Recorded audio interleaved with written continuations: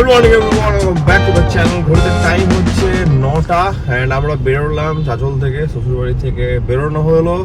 প্রচণ্ড কুয়াশা, তাই জন্য একটু আমরা লেট করে বেরোলাম অ্যান্ড বিশালও কিছু ভিজিবিলিটি নেই, তাই জন্য ইনিশিয়ালি একটু আস্তে আস্তে যাওয়া হচ্ছে। মালদা পেরোনোর পর আমি যা দেখতে পাচ্ছি যে টেম্পারেচার, ওয়েদার সবই অনেকটা চেঞ্জ হয়ে যাচ্ছে। আসার সময় তো দেখছিলাম যে মালদা পেরোনোর পর একটু মানে রোদ কমে যাচ্ছে, ঠান্ডাটা বাড়ছে। তো আই হোপ যদি কুয়াশা এদিকেও পাই, মালদার পর থেকে আমরা নর্মাল ওয়েদার পাবো, অসুবিধা নেই। ঘুম থেকে ওঠার পর তো একটা একে তো ঠান্ডা, আমার একটু নিজেকে জাগাতে টাইম লাগে আর আমি কথা একদমই বলতে পারি না। ও একটা ফেজ কাটলো, খাওয়া দাওয়া হলো, ফ্রেশন আপ হলাম, তারপর আর ভ্লগ এই জন্যই করা হয় না। তার কারণ হচ্ছে ওটা একটা ইমোশনাল টাইম থাকে মা আর মেয়ের জন্য স্পেসিফিক্যালি। তাই জন্য দেখলাম যে ওগুলো তার কী ভ্লগ করবো, ওগুলো কিছু পার্সোনাল মোমেন্টস থাকে। তো ওই সব জিনিসগুলো হলো, আমরা বাবা মাকে প্রণাম করে আশীর্বাদ নিয়ে একদম বেরিয়ে পড়েছি।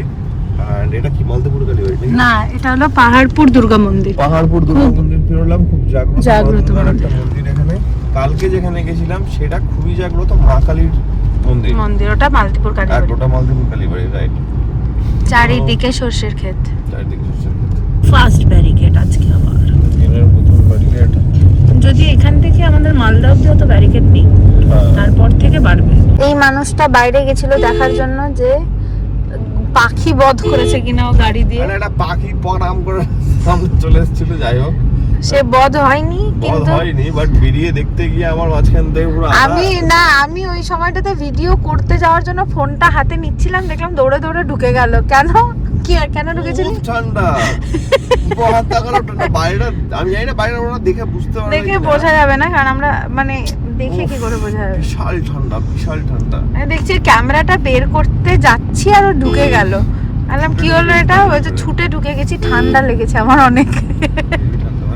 বাড়ি থেকে বেরিয়ে বলছিলাম যে বৃষ্টি পড়ছে নাকি, তাই না? আমি বাবাকে জিজ্ঞেস করলাম কি বৃষ্টি পড়ছে নাকি, না ফগ, কুয়াশা এমন ভাবে পড়ছে, মানে ভালো ঠান্ডা আছে এখানে। চশমাতে ওই বৃষ্টির জলের মতন ফোঁটা ফোঁটা পড়ছে।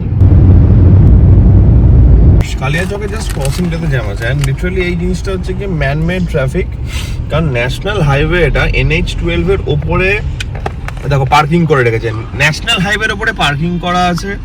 ন্যাশনাল হাইওয়ের উপরে তুমি দেখতে পাবে টুকটুকের ডান দিকে দেখা, ন্যাশনাল হাইওয়ের উপরে ডান দিকে দেখো টুকটুকের লাইন ন্যাশনাল হাইওয়ের উপরে। মানে কিছু বলার নাই, এই জায়গাটা মানে লিটারালি একটা মহা থার্ড ক্লাস লাগে এই রাস্তাটা আমার। মানে ন্যাশনাল হাইওয়েটা একদম পাড়ার রাস্তা বানিয়ে রেখে দিয়েছে। তার মাঝখানে আমি খাচ্ছি, আমি না আমরা। ইয়েস, আমাকে দুটো বিস্কুট কম দেওয়া হয়েছে, নিজে দুটো একদমই না, হাইড এন্ড সিক। এরপরে একটুখানি লেজ নিয়ে বসে আছি। না, লেজ আমি খাবো না। আমি খাবো, খিদে পেয়েছে আমার। খাও, বসলাম আজকে ওই এক্সট্রা খেতে খাইনি, মাংস খেয়েছি, খিদে পেয়েছে। সকালে নিয়ে খেতে পারে না। আমি সকালে কথা বলতে পারি না, ও সকালে খেতে কম পারে। খাওয়াটা আমার ঠিক আছে, খাওয়াটা ইজ অলওয়েজ অন পয়েন্ট। আর দিও না, মুখে আরে যাও। ওই সাইডে জ্যাম লেগে আছে, আমাদের সাইডটা ফাঁকা। যাই হোক, ওই সাইডে যদি একটা লেনে জ্যাম আছে, পাশের লেনে ছোটগুলো গাড়ি চলছে, এই লেনে যারা ঢুকে গেছে ব্যাস তাদের কেস খেয়ে গেছে। না এরা তো স্ট্রেট যাবে না, আর বাঁ দিকের লেনটা তো বাঁ দিকে ঢুকবে কালিয়াচকের ভিতরে। ও, এরা যে স্ট্রেট যাবে ওই জন্য দাঁড়িয়ে আছে, পুরো জ্যাম লেগে আছে। দিয়ে ফোন করে হয়েছে, এ বাবা এই দিক দিয়ে নাকি পাগল আছে। অ্যাকচুয়ালি আমরা ভাবছিলাম যে পেরিয়ে গেছি, বাট পেরিয়ে যাইনি, কালিয়াচকেই ছিলাম, তাই না? আমার ওই মোড়টা পেরোনি, কালিয়াচকের যেই একটা মেইন ক্রসিং থাকে যেখানে অ্যাকচুয়ালি ট্রাফিকটা লাগে, ওইটার জাস্ট একটু আগে, মানে কালিয়াচক ঢুকে গেছি তখন। আমার মনে হয় 1 ঘন্টা 20 মিনিট, এখন 1 ঘন্টা 30 মিনিট চলছে, আমরা কালিয়াচক পেরিয়ে গেলাম। গাড়ি চললো এখন অবধি 83 কিলোমিটার, ঠিকঠাকই আসছে, এখন অবধি বাকি আছে 54, একটু বাড়বে ওটা। ঠিক আছে, এই মানুষটা বলেছিল আমি সকাল চিপস খাবো না, বলতে দে না আমাকে। আমি বললাম চিপস খাবি, বললো আমি সকাল চিপস খাবো না। আমি বলি কথাটা, যেই খুলেছি আমি ভাবলাম যে এটা ঝাল হবে, আমি ঝাল খেতে ইচ্ছা হচ্ছে, যে সবুজটা দেখলাম আমার ঠিক আছে, ওটা খাওয়া যেতে পারে। একদমই না, সবুজটা অনেকক্ষণ ধরে বের করা ছিল, আমি দেখি ভেবেছিল খাবে না, যেই আমার কাছে কর্মর আওয়াজ পেলো লোকের মতো, আর থামতে পারলো না। আমি ঝালটা ভেবেছিলাম, লোভের মতো না থামতে পারলো না, বলছে আমাকেও একটু দে। তুই তো খাবি না বললি, না একটু দে। হ্যাঁ ওটা আমি তো ঝালটা ভেবেছিলাম, আমি ভাবলাম লালটা বা হয়তো নীলটা থাকবে কিছু একটা, তাই জন্যই বললাম তখন। তাই না? একে দেখা দেখ কি করে কাটালো। ওরা কাটাই টাটাই নি, ওরা বেরিয়েছে না, বাঁ দিকে একদম পুরো গায়ের উপর উঠে গেছে। ওটাই তো বলছি, কাটালে ওরকম ভাবে কাটাতে পারতো না, ওরা বেরোতে ইচ্ছা হয়েছে ওদের, বেরিয়েছে। আবার হেলমেট নেই সামনের জনের, মানে সামনেরটার পিলিয়নের নেই। জামাও উঠছে অনেক। আমরা বাই দ্য ওয়ে জামার ব্যাপারটা খুবই রিস্কি, ওটাই তো। চেপে বসা উচিত ছিল বা ধরে নেওয়া উচিত ছিল। আমরা ঢুকছি, খুব বাজে টানছে। হ্যাঁ, ভুলভাল ভাবে বেরোলো তো ভাই, গাড়ি বাস দিয়ে আমাদের জায়গায় ছিল না। এই তো কারণ হয়, মানে রিস্ক বাড়ানোর আর কিছু না। বেকার। যাক, ঠিক আছে, মেন কথা হচ্ছে একটু চিপস দাও তো। গাড়ি ঢোকানো যাবে না বাড়িতে, তাই জন্য আমরা রাখলাম রাস্তার উপরে। বাবা চলে এসছে এখানে, বাবাদের একটা ফ্রেন্ডের দোকানের সামনে গাড়ি রাখলাম এখন। আর গাড়িটা এই বিকেল দিকে নিয়ে যাওয়া হবে। আপাতত আমরা will go via super car of our locality. চলো জিনিসগুলো বার করা হোক, অ্যান্ড দেন বাড়ি যাই। বহুত খিদে পেয়ে গেছে আমাদের। খিদে পাইনি? ডাইরেক্ট চলে আসা হয়েছে আজকে। এখন মুড়ি না, এখন ভাত খেয়ে নেবো তো। খিচুড়ি আর মাটন। ও মাই গড, বিশাল ঠান্ডা ওখানে। ফাইনালি বাড়ি ঢুকে যাওয়া হয়েছে। মুড়ি খাবে? চলো লেটস গো। মুড়ি খাবো। মুড়ি বেশি খেলে হবে না, হালকা করে খাবো। বেসিক্যালি এখানকার মুড়িটা এত পছন্দ হয়েছে। মজা, কি তাড়াতাড়ি চলে এসছে। আজকে কোনো থামেনি তো, তাড়াতাড়ি চলে এসছি।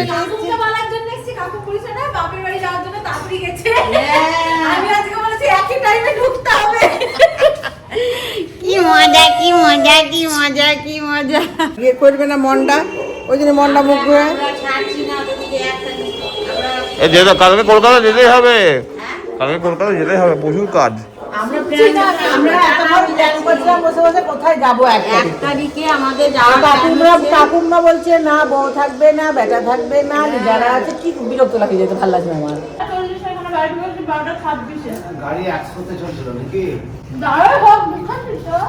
ঢুকে যেত আগে।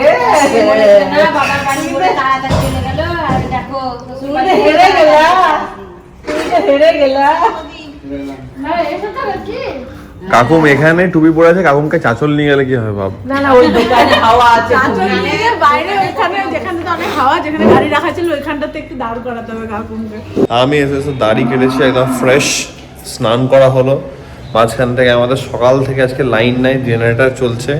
অ্যান্ড সেটার জন্যে জেনারেটর চললে ওখানে চলবে না, কি বলে, গিজার চলবে না। তাই জন্যে নর্মাল আমি একদম ঠান্ডা জলে চান করেছি। দুজনে ফ্রেশন আপ হয়ে গেছি, এখন যাচ্ছি হচ্ছে খেতে। খাবার দাবার করবো, কারণ আমি দেখলাম যে রেস্ট হবে না, না হলে একটু খাবার দাবার খেয়ে একটু রেস্ট নেওয়া যাক, অ্যান্ড দেন বিকেলে উঠে আমার যাবতীয় যা কাজ আছে সেগুলো করবো। পাম ফোন করছে, চালাই মটন খেতে যাচ্ছে।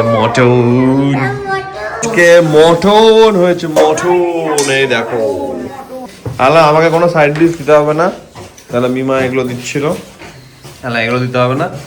আমি জাস্ট এই দুটোতেই খুশি। মটন আর একটু আমাদের খিচুড়ি খেয়ে একটু রেস্ট নেওয়া হবে, মাচ নিডেড রেস্ট। হ্যাঁ, ও শুয়ে পড়ছিল, না একবার তাহলে খেয়ে এসে শুয়ে একটু রেস্ট নেই, কারণ এতটাও আশা হলো তো, একটু রেস্ট নেওয়াটা দরকার আছে। আর আমি একবার যদি এডিট করতে বসে যাই তখন আরেক চাপ হবে, উঠতে পারবো না। তো একবারে খাবো, রেস্ট নেবো, উঠে যা করার করবো। যাচ্ছে ও না, হেক্টিক যাচ্ছে বউ। হ্যাঁ একদম বাবা। না ওটা তো জানতাম না, ধনে পাতা যাচ্ছে, টক টক ধনে পাতা ভাই, ইগনোর করা যাবে না কিন্তু।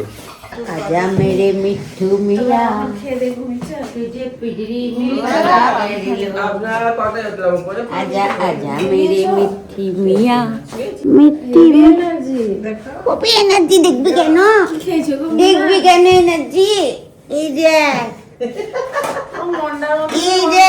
ও মাই গড, খাবো ও মাই গড।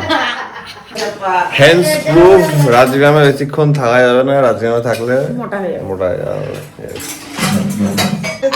ও মাই গড, জাস্ট দেখো। পেটে ঢুকবে না। মিমা তোমার ফাঁকা তুমি একটু ঢুকিয়ে নাও পেটে কি তোমার সঙ্গে। দাঁড়া পরে হচ্ছে আগে চা খাই, আগে যে লিকার চা খাই। জিজ্ঞেস করছো শ্বশুর বাড়ির পাটি সাপটা কেমন। আমি কি বললাম মিমা?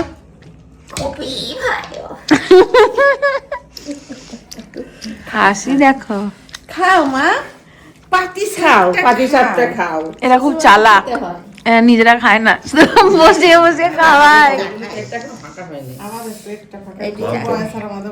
কোথায় মানে আমি রেখেছি জানি না, আমি যেখানে রাখি সেখানেই রেখে দিই। সকালবেলা তো আমরা গোছাচ্ছিলাম আবার হ্যাঁ, সবকিছু দিয়ে তারপরে সব করার পরে রাত্রেবেলা হুট করে লুডো খেলতে বসেছি।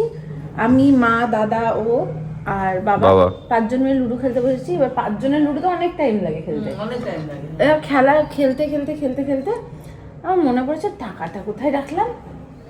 তখন আর তখন আবার সব কটা টাকা একসাথে, মানে তখন ওই মোটা 1:30, টাকা, রাত 1:30 1:30। খুঁজে গিয়ে দেখছি আর ওখানে নেই।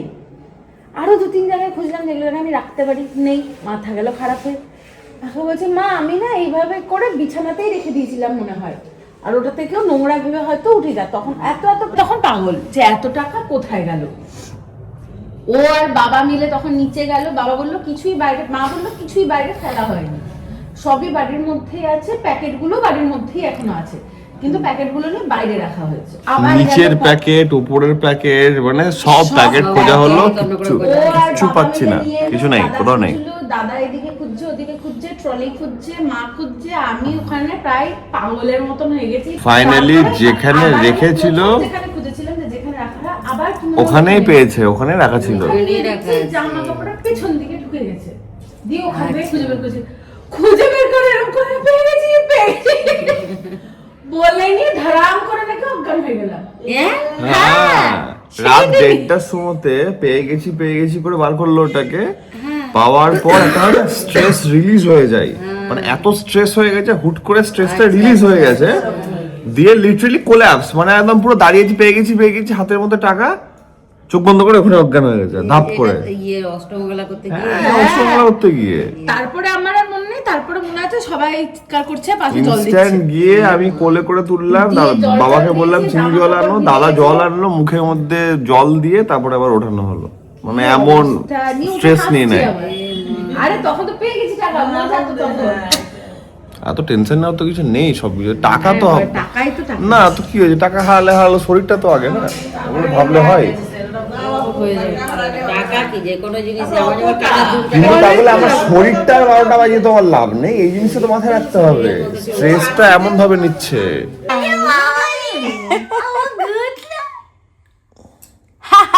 হাসি দেখি দাও তা মুখে খাবার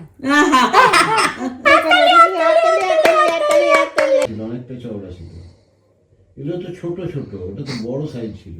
তুলা তোমরা দেখনি? আমাদের কেনাগুলো ইউজ হয় না, মায়েরটা ইউজ হয়। এবার তার আগে হয়তো অন্য কেন করছিস এরকম? হ্যাঁ ওটা আবার কি মিস ইউজ করো না বাবু, ছি, মোটা এগুলো করো না, নোংরা করে দিচ্ছে। কেউ দেখবে না এইসব। আজকে মেথি পরোটা, মেথি পরোটা, আর এদিকে ডিমের কারি আর আলু পেঁয়াজ কুলি ভাজা। Yes. মানে আমাদের একটু রেস্ট গেল, তার মাঝখানে এতটা হেকটিক গেল, আমি ওটাকে রেস্ট বলে দিচ্ছি। যে ঘোরাফেরা, রাজগ্রাম, চাচল, শ্বশুরবাড়ি, নিজের বাড়ি, এসব করে আমাদের এমন গেল, ফান, এনজয়মেন্ট, আনন্দ, এক্সাইটমেন্টে কাটলো যে কোনো টাইম হয়নি ব্লগ এডিট করার। ব্লগ এডিট হয়েছে 2 দিনে, তাও ওই ব্লগটা এখনো অবধি কিছু কাজ বাকি আছে, মানে এতটাই চলছে। তো এবার ব্যাক টু ব্যাক ব্লগ আসবে, কালকে আবার কলকাতা যাওয়া হচ্ছে। তো আজকের রাতটা it has come to an end. এবার মমকে বলছি যাই যে আবার তাড়াতাড়ি কলকাতা এসো একটু, সবাই মিলে মজা হবে। আর আমাদের আরেকটা প্ল্যান আছে, সেটাও তোমরা খুব জলদি দেখতে পাবে। তো এই হচ্ছে ব্যাপার, আজকের ব্লগটা এটার সঙ্গে এখানে র্যাপ আপ হচ্ছে। রাত্রেবেলাতে করেছিল হচ্ছে কি মেথির পরোটা, মানে মারাত্মকই খাওয়ালাম, ডিমের কারি, মেথির পরোটা, মারাত্মক লাগলো খেতে। ওটা আমার ভালো লাগে না। আলু পেঁয়াজ কুলি ভাজা আর মিষ্টি ছিল, পাটি সাপটা খাইয়েছে, মানে ইন্দিলা দাই বলছে যে আমি যদি এখানে বেশি দিন থাকি তাহলে এবার মোটা হয়ে যাবো, মানে এত এখানে খাবার আর সব বাড়ির গরুর দুধের খাবার, বুঝতেই পারছো মানে কোয়ালিটি কোথায় যাচ্ছে, তো মানে ইনসেন একবারে। তো ঠিক আছে, এবার রাত হয়ে গেছে, একটু রেস্ট নিই, কারণ কালকে সকালবেলাতে ভোরে ওঠা আছে, মামা আমাদের সঙ্গে উঠবে, সবাই উঠবে, তো আবার কালকে ট্রেন আছে, কালকে ব্যাক টু কলকাতা, এই হচ্ছে ব্যাপার। এন্ড আমাদের আবার লাইফস্টাইল আস্তে আস্তে নর্মালের দিকে আসছে। তো ঠিক আছে, আজকের ব্লগটাকে আমরা এত অব্দি রাখছি। ওর অবস্থা মানে ও স্কিন কেয়ারে ঢুকে গেছে বলে এখন আর আসবে না, ঠিক আছে।